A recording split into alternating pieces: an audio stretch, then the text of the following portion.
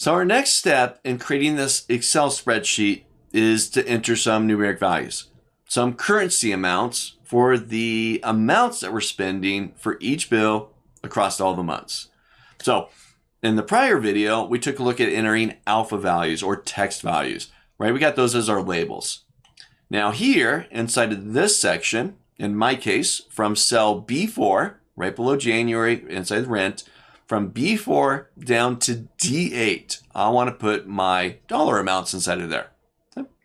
So I'm going to jump up into cell B4 and I'm going to make some stuff up here. Feel free, you can copy exactly what I got. Or if you're putting your own bills in there, you're creating your own monthly budget, feel free to put your own amounts, whatever you like to do. The quicker you can put it into real world practice, the better off, right? All right, so inside of B4, I'm going to say 1,000. I'll hit my enter key, drop me down into January for phone. And for phone, let's say it's $100. Credit cards, let's say it's $150. Food, gotta have food, right? $300. Candy, let's say candy is gonna be $100 each month. All right, now I'm gonna jump up. I'm just using my arrow keys here to move me around within this spreadsheet. I'm gonna jump up into C4. Now I'm back to rent, but now for the month of February. Let's say rent doesn't change, so it's now 1,000. I'm going to drop down a cell, hit my enter key. Phone, maybe this month I went over on data, so I got 125. Credit cards, pay those off a little faster, let's say 200. Food, maybe food went down, it is a 275. Candy, $100. All right, back up. Now I'm inside of March. Okay, as of recording right now, it is February of 2019, but I'm going to fill this thing out completely, right? Just to give us some more data to work with. So let's say rent, still 1,000, 1, 2, 3. Phone went back down to 100. Credit cards back to, let's say, let's make this something different, 175. Food went to 350. Candy went up. Gotta have a candy, man, gotta have a candy. 125. All right, that's looking pretty good. So now we've got our labels, right? All these guys right here are labels for our spreadsheet. And we've got our dollar amounts, our currency values representing the amount that we're spending for each bill for each of these months. Now, there's something I want to point out here. This is something small, but it's actually pretty big. Okay? There's a difference between the text values, these guys that we entered in, and the numeric values that we just input. Like I said, it's going to be actually something kind of small, but it can make a big impact inside of your spreadsheet and inside your work, especially when you start getting into calculations. All right, so take a look at them. Compare these labels right here with the dollar amounts, the numeric values that you just input below those headers. See it? Something different about those two. I know one's numeric and one's text, one's alpha, but there's even something else different between the two, right? Well, look at the months. The months, these are left aligned. So it deals with their formatting. By default, text values come in left aligned on the cell. You see it? Numeric values, on the other hand, come in right aligned. These are all on the right-hand side of the cell, right? Look at all those. I could draw arrows. All right, left aligned for text, right aligned for numbers. Now, why does this happen? And this happens not just in Excel, it's not specific to Excel, but this happens in lots of different applications, a majority of them, in fact. Well, it happens for a couple of reasons. One, it's cleaner. You'll see the difference between the two. I know that this is text because it's left aligned. This is numeric because it's right aligned. That's its default behavior. If we start introducing decimal places inside of our numeric values, those decimals will be nice and aligned. Let me show you. Let's say I get into B4. We got rent there for 1,000.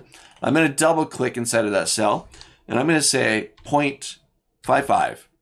Our rent is $1,000, 55 cents.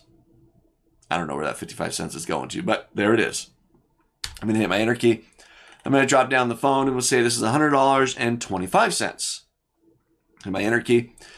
Now, because the numbers are right aligned, that decimal is nice and clean, right? Nice line going down through our numeric values, nice and clean. If they were left aligned, that would be all over the place. Let me just grab those two cells. I'm going to go to my Home tab. Underneath my Home tab, I've got an alignment section, and I'm going to tell them to be left aligned. And you're going to see our decimal place kind of go like this, kind of do the wave. So let me hit the left align button there. And there's our decimals, still numeric, right? But if we look at that now, that decimal is no longer straight. It's no longer clean. If I had more decimals, that thing could be doing the wave all the way down, right? Just wouldn't look very clean. So let me undo that. I'm going to Control Z on my keyboard. Love that undo. Right there, Control Z, Z like zebra. All right, I don't want the decimal, so I'm going to keep hitting Control Z. Let's get back to just 1,000 and 100. All right, so there's one reason. Okay, it's cleaner. It distinguishes itself between that data and the data below. Looks nice and clean. Okay. Now, if you ever import data or copy paste data from some other system, whatever it is, into an Excel document, and you see your numeric values are actually left aligned, so they look like this, all over here on the left-hand side, typically you will then get a little green, let's change my color here, let's say green. You get a little green kind of triangle looking thing inside the corner of that cell. And you'll get that across all of them. Okay? If you ever see that, or if you've ever seen that, some of you maybe seen that before, that means Excel is looking at that and saying, hey, something's wrong. There's something wrong with those values. And typically, when you see your numbers left aligned, Excel is treating those values as text. They're not being treated as numbers. So what can you do? Well, if that happens to you, you can click into one of those cells. You get that little triangle in the corner. You get a little box. And when you click the box, it'll come up with some options. And one of them will be convert to numbers. And you do it right there. And it'll right align them, put them back to where they belong, and you're good to go. All right. So I just want to point that out. Again, it's something small, just a difference between how they're aligned, but it can be a much larger impact. Decimals, nice and aligned, right? We don't want that wave going through our document. And it can potentially screw up some formulas. When you're trying to do mathematical type operators, we don't want to work with text. We want to work with numbers. All right. And if it ever happens to you, it's a quick fix. You can click on the little box that shows up next to that green triangle. I don't have it on my screen right now, but maybe we'll see it at some point, and you can just convert it to number. All right. So get these in there. Really simple. Got our labels, got our numbers in there. We'll call it good.